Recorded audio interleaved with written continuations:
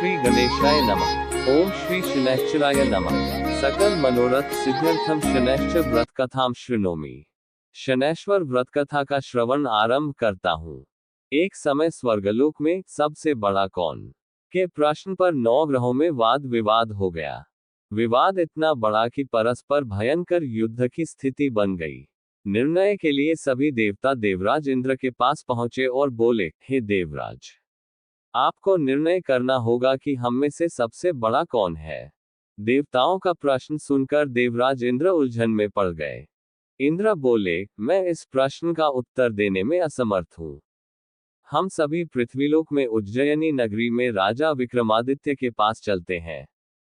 देवराज इंद्र सहित सभी ग्रह देवता उज्जयिनी नगरी पहुंचे। महल में पहुंचकर जब देवताओं ने उनसे अपना प्रश्न पूछा तो राजा विक्रमादित्य भी कुछ देर के लिए परेशान हो उठे, क्योंकि सभी देवता अपनी अपनी शक्तियों के कारण महान थे।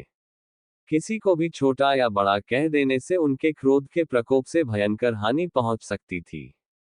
अचानक राजा विक्रमादित्य को एक उपाय सूझा और उन्होंने विभिन्न धातुओं स्वर्ण, रजत, चांदी, कांसा, ताम्र, तांबा, सीसा, रांगा, जस्ता, अभ्रक व लोहे के 9 आसन बनवाए। धातुओं के गुणों के अनुसार सभी आसनों को एक दूसरे के पीछे रखवाकर उन्होंने देवताओं को अपने अपने सिंहासन पर बैठने को कहा। देवताओं के बैठने के बाद राजा विक्रमादित्य ने कहा, आपका निर्णय तो स्वयं हो गया। जो सबसे पहले सिंहासन पर विराजमान है वही सबसे बड़ा है। राजा विक्रमादित्य के निर्णय को सुनकर शनि देवता ने सबसे पीछे आसन पर बैठने के कारण अपने को छोटा जानकर क्रोधित होकर कहा, राजा विक्रमादित्य, तुमने मुझे सबसे पीछे बैठाकर मेरा अपमान किया है। तुम मेरी शक्तियों से परिचित नहीं हो। मैं तुम्हारा सर्वनाश कर दूंगा। शनि ने कहा, सूर्य एक राशि पर 1 महीने, चंद्रमा 2.25 दिन, मंगल 1.5 महीने, बुध और शुक्र 1 महीने, बृहस्पति 13 महीने रहते हैं, लेकिन मैं किसी राशि पर 7.5 वर्ष 7.5 तक रहता हूँ। बड़े बड़े देवताओं को मैंने अपने प्रकोप से पीड़ित किया है। राम को 7.5 के कारण ही वन में जाकर रहना पड़ा और रावण को 7.5 के कारण ही युद्ध में मृत्यु का शिकार बनना पड़ा। राजा, अब तू भी मेरे प्रकोप से नहीं बच सकेगा। इसके बाद अन्य ग्रहों के देवता तो प्रसन्नता के साथ चले गए, परंतु शनिदेव बड़े क्रोध के साथ वहां से विदा हुए। राजा विक्रमादित्य पहले की तरह ही न्याय करते रहे। उनके राज्य में सभी स्त्री पुरुष बहुत आनंद से जीवन यापन कर रहे थे। कुछ दिन ऐसे ही बीत गए। उधर शनि देवता अपने अपमान को भूले नहीं थे। विक्रमादित्य से बदला लेने के लिए एक दिन शनिदेव ने घोड़े के व्यापारी का रूप धारण किया और बहुत से घोड़ों के साथ उज्जयिनी नगरी पहुंचे। राजा विक्रमादित्य ने राज्य में किसी घोड़े के व्यापारी के आने का समाचार सुना तो अपने अश्वपाल को कुछ घोड़े खरीदने के लिए भेजा। घोड़े बहुत कीमती थे। अश्वपाल ने जब वापस लौटकर इस संबंध में बताया तो राजा विक्रमादित्य ने स्वयं आकर एक सुंदर व शक्तिशाली घोड़े को पसंद किया। घोड़े की चाल देखने के लिए राजा उस घोड़े पर सवार हुए तो वह घोड़ा बिजली की गति से दौड़ पड़ा।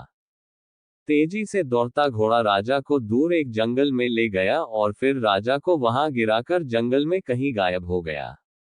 राजा अपने नगर को लौटने के लिए जंगल में भटकने लगा, लेकिन उन्हें लौटने का कोई रास्ता नहीं मिला। राजा को भूख प्यास लगाई। बहुत घूमने पर उसे एक चरवाहा मिला। राजा ने उससे पानी मांगा। पानी पीकर राजा ने उस चरवाहे को अपनी अंगूठी दे दी। फिर उससे रास्ता पूछकर वह जंगल से निकलकर पास के नगर में पहुंचा। राजा ने एक सेठ की दुकान पर बैठकर कुछ देर आराम किया। उस सेठ ने राजा से बातचीत की तो राजा ने उसे बताया कि मैं उज्जयिनी नगरी से आया हूं। राजा के कुछ देर दुकान पर बैठने से सेठ जी की बहुत बिक्री हुई। सेठ ने राजा को बहुत भाग्यवान समझा और खुश होकर उसे अपने घर भोजन के लिए ले गया। सेठ के घर में सोने का एक हार खूंटी पर लटका हुआ था। राजा को उस कमरे में छोड़कर सेठ कुछ देर के लिए बाहर गया। तभी एक आश्चर्यजनक घटना घटी। राजा के देखते देखते सोने के उस हार को खूंटी निगल गई। सेठ ने कमरे में लौटकर हार को गायब देखा तो चोरी का संदेह राजा पर ही किया, क्योंकि उस कमरे में राजा ही अकेला बैठा था। सेठ ने अपने नौकरों से कहा कि इस परदेसी को रस्सियों से बांधकर नगर के राजा के पास ले चलो। राजा ने विक्रमादित्य से हार के बारे में पूछा तो उसने बताया कि उसके देखते ही देखते खूंटी ने हार को निगल लिया था। इस पर राजा ने क्रोधित होकर चोरी करने के अपराध में विक्रमादित्य के हाथ पांव काटने का आदेश दे दिया। राजा विक्रमादित्य के हाथ पांव काटकर उसे नगर की सड़क पर छोड़ दिया गया। कुछ दिन बाद एक तेली उसे उठाकर अपने घर ले गया और उसे अपने कोल्हू पर बैठा दिया। राजा आवाज देकर बैलों को हाँकता रहता। इस तरह तेली का बैल चलता रहा और राजा को भोजन मिलता रहा। शनि के प्रकोप की 7.5 पूरी होने पर वर्षा ऋतु प्रारंभ हुई। राजा विक्रमादित्य एक रात मेघ मल्हार गा रहा था कि तभी नगर के राजा की लड़की राजकुमारी मोहिनी रथ पर सवार उस तेली के घर के पास से गुजरी। उसने मेघ मल्हार सुना तो उसे बहुत अच्छा लगा और दासी को भेजकर गाने वाले को बुला लाने को कहा। दासी ने लौटकर राजकुमारी को अपन राजा के बारे में सब कुछ बता दिया। राजकुमारी उसके मेघ मल्हार से बहुत मोहित हुई। अतः उसने सब कुछ जानकर भी अपन राजा से विवाह करने का निश्चय कर लिया। राजकुमारी ने अपने माता पिता से जब ये बात कही तो वे हैरान रह गए। रानी ने मोहिनी को समझाया, बेटी, तेरे भाग्य में तो किसी राजा की रानी होना लिखा है, फिर तू उस अपंग से विवाह करके अपने पांव पर कुल्हाड़ी क्यों मार रही है। राजकुमारी ने अपनी जिद नहीं छोड़ी। अपनी जिद पूरी कराने के लिए उसने भोजन करना छोड़ दिया और प्राण त्याग देने का निश्चय कर लिया। आखिर राजा रानी को विवश होकर अपंग विक्रमादित्य से राजकुमारी का विवाह करना पड़ा। विवाह के बाद राजा विक्रमादित्य और राजकुमारी तेली के घर में रहने लगे। उसी रात स्वप्न में शनिदेव ने राजा से कहा, राजा, तुमने मेरा प्रकोप देख लिया। मैंने तुम्हें अपने अपमान का दंड दिया है। राजा ने शनिदेव से क्षमा करने को कहा और प्रार्थना की, हे शनिदेव, आपने जितना दुख मुझे दिया है अन्य किसी को न देना। शनिदेव ने कुछ सोचकर कहा, राजा, मैं तुम्हारी प्रार्थना स्वीकार करता हूँ। जो कोई स्त्री पुरुष मेरी पूजा करेगा, शनिवार को व्रत करके मेरी व्रत कथा सुनेगा, उस पर मेरी अनुकंपा बनी रहेगी। प्रातःकाल राजा विक्रमादित्य की नींद खुली तो अपने हाथ पांव देखकर राजा को बहुत खुशी हुई। उसने मन ही मन शनिदेव को प्रणाम किया। राजकुमारी भी राजा के हाथ पांव सही सलामत देखकर आश्चर्य में डूब गई। तब राजा विक्रमादित्य ने अपना परिचय देते हुए शनिदेव के प्रकोप की सारी कहानी सुनाई। सेठ को जब इस बात का पता चला तो दौड़ता हुआ तेली के घर पहुंचा और राजा के चरणों में गिरकर क्षमा मांगने लगा। राजा ने उसे क्षमा कर दिया क्योंकि यह सब तो शनिदेव के प्रकोप के कारण हुआ था। सेठ राजा को अपने घर ले गया और उसे भोजन कराया। भोजन करते समय वहां एक आश्चर्यजनक घटना घटी। सबके देखते देखते उस खूंटी ने हार उगल दिया। सेठ जी ने अपनी बेटी का विवाह भी राजा के साथ कर दिया और बहुत से स्वर्ण आभूषण, धन आदि देकर राजा को विदा किया। राजा विक्रमादित्य राजकुमारी मोहिनी और सेठ की बेटी के साथ उज्जैनी पहुंचे तो नगरवासियों ने हर्ष से उनका स्वागत किया। अगले दिन राजा विक्रमादित्य ने पूरे राज्य में घोषणा कराई कि शनिदेव सब देवों में सर्वश्रेष्ठ है। प्रत्येक स्त्री पुरुष शनिवार को उनका व्रत करे और व्रत कथा अवश्य सुने। राजा विक्रमादित्य की घोषणा से शनिदेव बहुत प्रसन्न हुए। शनिवार का व्रत करने और व्रत कथा सुनने के कारण सभी लोगों की मनोकामनाएं शनिदेव की अनुकंपा से पूरी होने लगी। सभी लोग आनंद पूर्वक रहने लगे। शनि चालीसा को सुनते हैं। जय गणेश गिरिजा सुवन मंगल करण कृपाल, दीनन के दुख दूर करी, कीजय नाथ निहाल। जय जय श्री शनिदेव प्रभु, सुनहु विनय महाराज।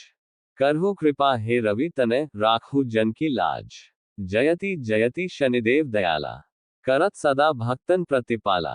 चारी भुजा तनु श्याम विराजय, माथे रतन मुकुट छवि छाजय। परम विशाल मनोहर भाला, टेढ़ी दृष्टि भरिकुटी विकराला। कुंडल श्रवण चमाचम चमके, हिय माल मुक्तन मणि दमके। कर में गदा त्रिशूल कुठारा, पल बिच करे अरिहि संहारा। पिंगल कृष्णो छाया नंदन, यम कोनस्थ रौद्र दुख भंजन। सॉरी मंद शनि दशनामा। भानुपुत्र पूजही सब कामा, जा पर प्रभु प्रसन्न हवे जाही। रनकहो राव करे क्षण माही, पर्वतों तृण होए निहारत, तृणों को पर्वत करी डारत।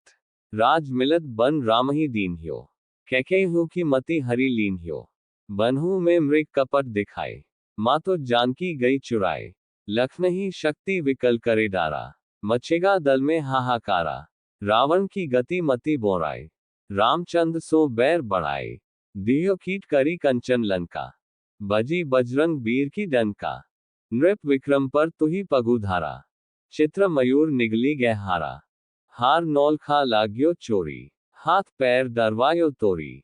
भारी दशा निकृष्ट दिखायो, तेले ही घर कोल्हू चलवायो। विनय राग दीपक मह कीन हयो, तब प्रसन्न प्रभु हवे सुख दीन हयो। हरिश्चंद्र नृप नारी बिकानी, आपहो भरे डोम घर पानी। तैसे नल पर दशा सिरानी, भूंजी मीन कूद गई पानी। श्री शंकर ही गह्यो जब जाए, पार्वती को सती कराए। तनिक विलोकत ही करी रीसा, न बुढ़ी गयो गौरीसुत सीसा। पांडव पर भाई दशा तुम्हारी, बची द्रौपदी होती उघारी। कौरव के भी गति मति मारयो, युद्ध महाभारत करी डारयो। रवि कह मुख मह धरी तत्काला, लेकर कूदी पर्यो पाताला। शेष देव लखी विनती लाए, रवि को मुख ते दियो छुड़ाए। वाहन प्रभु के साथ सुजाना, जग दिगगज गर्दब मृग सवाना। जम्बुक सिंह आदि नख धारी, सो फल ज्योतिष कहत पुकारी। गज वाहन लक्ष्मी गृह आवे, हैया ते सुख संपत्ति उपजावे। गर्दब हानि करे बहु काजा, सिंह सिद्ध कर राज समाजा। जम्बुक बुद्धि नष्ट कर डारे, मृग दे काष्ट प्राण संहारे। जब आवही प्रभु स्वान सवारी, चोरी आदि होए डर भारी। तैसे ही चारी चरण ये नामा, स्वर्ण लौह चांदी अरुतामा। लौह चरण पर जब प्रभु आवे, धन जन संपत्ति नष्ट करावे। समता ताम्र रजत शुभकारी, स्वर्ण सर्व सर्व सुख मंगल भारी। जो ये शनि चरित्र नित गावे, कबहु न दशा निकृष्ट सतावे। अद्भुत नाथ दिखावे लीला, करे शत्रु के नशी बलि ढीला। जो पंडित सुयोग्य बुलवाई, विधिवत शनि ग्रह शांति कराए। पीपल जल शनि दिवस चढ़ावत, दीप दान दे बहु सुख पावत। कहत राम सुंदर प्रभु दासा, शनि सुमिरत सुख होत प्रकाशा। पाठ शनिश्चर देव को की हो भक्त तैयार, करत पाठ 40 दिन, हो भवसागर पार। शनि भगवान की आरती, जय जय श्री शनिदेव भक्तन हितकारी। सूर्य पुत्र प्रभु छाया महतारी, जय जय श्री शनि देव भक्तन हितकारी। श्याम अंग वक्र दृष्टि चतुर्भुजा धारी, हितकारी। नीलांबर धार नाथ गज की असवारी, जय जय श्री शनि देव भक्तन हितकारी। क्रीट मुकुट शीश राजित दिपत है लिलारी, मुक्तन की माला गले शोभित बलिहारी। जय जय श्री शनि देव भक्तन हितकारी। मोदक मिष्ठान पान चढ़त है सुपारी, लोहा तिल तेल उड़द महिषी अति प्यारी। जय जय श्री शनि देव भक्त न हितकारी। देव दनुज ऋषि मुनि सुमिरत नर नारी, विश्वनाथ धर्त ध्यान शरण है तुम्हारी। जय जय श्री शनि देव भक्तन हितकारी। शनि भगवान की चालीसा और शनि देव की आरती। इति श्री शनैश्वर व्रत कथा संपूर्णा। सवे जना सुखिनो भवन्तु। ओम शांति शांति शांति।